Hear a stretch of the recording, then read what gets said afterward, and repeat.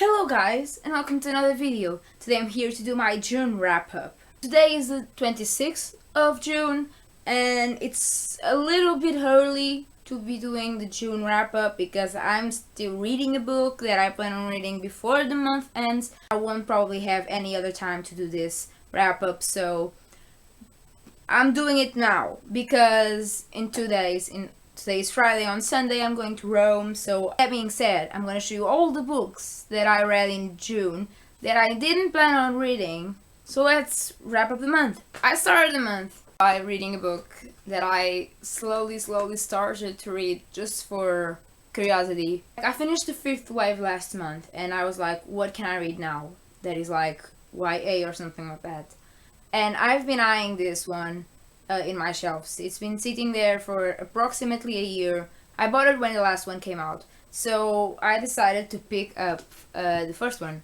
That was The Selection by Kiera Cass. I read this like in 1 day or two tops or something like that.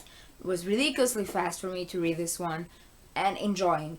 All I have to say now is that in this book, I didn't hate America, which apparently everyone does, but I didn't. I did hate Haspen, and I kind of liked Maxon in this one. And I was like, yay, Team Maxon, go Maxon and everything. It was a very interesting read. It's not like 5 stars, but I gave it 4 or 5 stars on Goodreads, and I'm pretty okay with that rating. Like, I hate rating books, but for 4 stars for me with this one, I think it deserves that. Then I read this very short novella called The Prince by Kiera Cass. It says like 50 pages. It's small, and it doesn't give you much information except for the fact that yes, Maxon did in fact enjoy meeting America when they first met. After this book, oh, and I didn't rate that one because it was too short. So after that one, I read the next one, which is The Elite. Now, The Elite. I have a problem with this book. I have a very big problem. And part of my confusion and my problems, it's America's undecisiveness. And I'm not saying it's not normal because, unlike all other booktubers apparently, I find America, like myself, a very confused teenager and young woman, and I have no problems with that. I do have a problem when she begins to act like she has everyone in the both boys in the palm of her hand, and she's like, oh, I can choose now, and like, don't do that. It is a competition and she doesn't realize that. The second one, obviously I can't tell you where this is going because it will spoil the first one. I gave this one 3 out of 5 stars. It was enjoyable, but like in the end, I don't know. I was very confused, like, for the most part of it. I do enjoy the dystopian aspect to this series. It's not a series driven by this by the political aspect of it, for sure, but it is interesting when they attend to it. And the part where America discovers so many things that the one that created this kingdom did, I was like, this is obviously shady. How can you not tell by like the first word he says? And, you know, spoilers, but yeah, I mean, it's a dystopian world. I have problems with that. I have problems with Maxon. There is kind of a fine line between if this series has a problem with female traits and femininity and all that slut shaming aspect to it. I want to believe that aspect has to do with the fact that it's a dystopian society, a very misogynist dystopian society.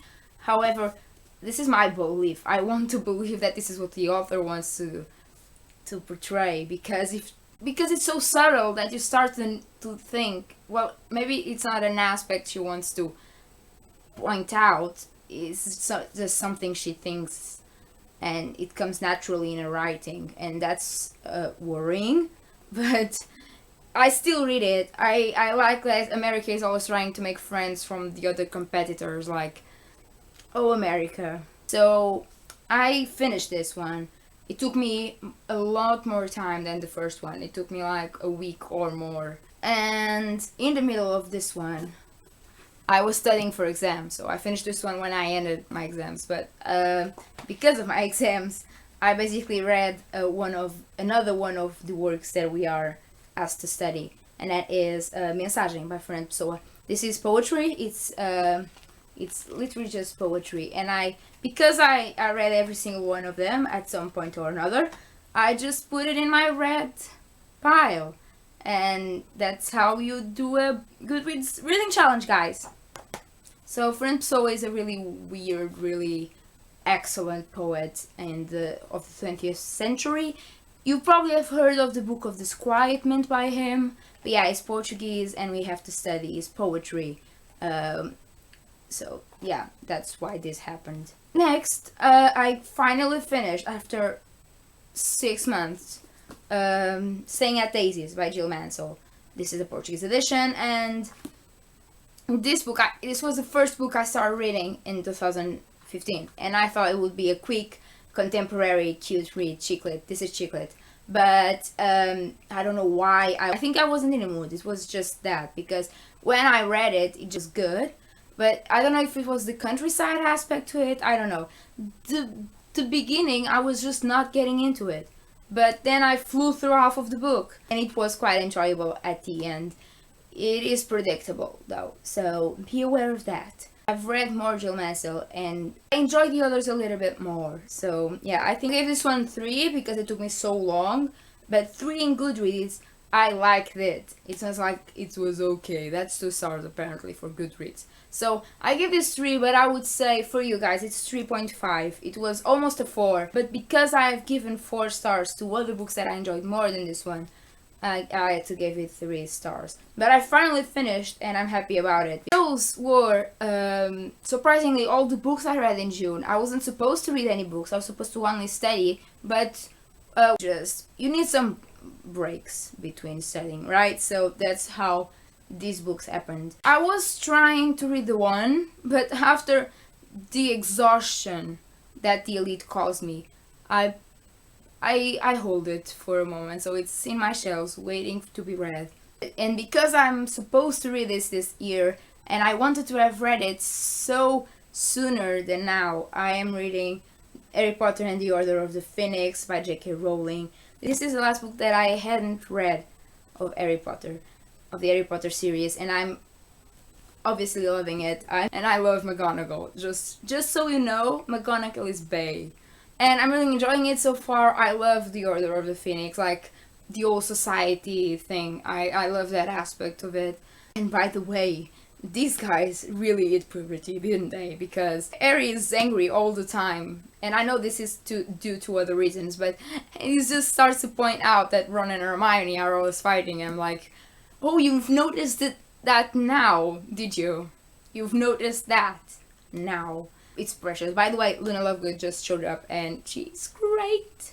This is what I'm reading currently. I don't know if I'm gonna take this to Rome, or because this is a heavy book, this is the heaviest in the collection, or if I'm just taking my tablet with my ebooks. That being said, that's all for me today. I hope you enjoyed this video. If you did, you can give it a thumbs up or subscribe. All my media stuff is down below: Instagram, Twitter, Tumblr, and Goodreads. Check it out. I do encourage you to do so, and I hope to see you soon with another video. Bye.